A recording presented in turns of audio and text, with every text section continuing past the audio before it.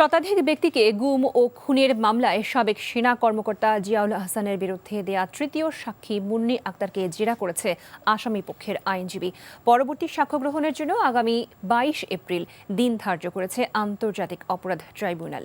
বিচারপতি মোহাম্মদ গোলাম মর্তুজা মজুমদারের নেতৃত্বাধীন ২ সদস্যের ট্রাইব্যুনালে আজ জেরা করা হয় গুমের শিকার নজরুল ইসলামের স্ত্রী মুন্নি আক্তারকে।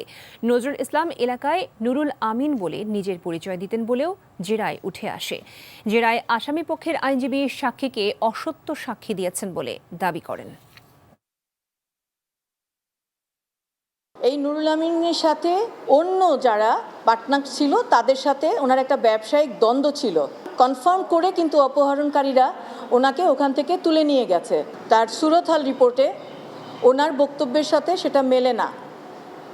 কারণ হচ্ছে যে ওখানে উনি বলেছেন পেট কেটে চিড়ে, এগুলো আসলে ওখানে নাই।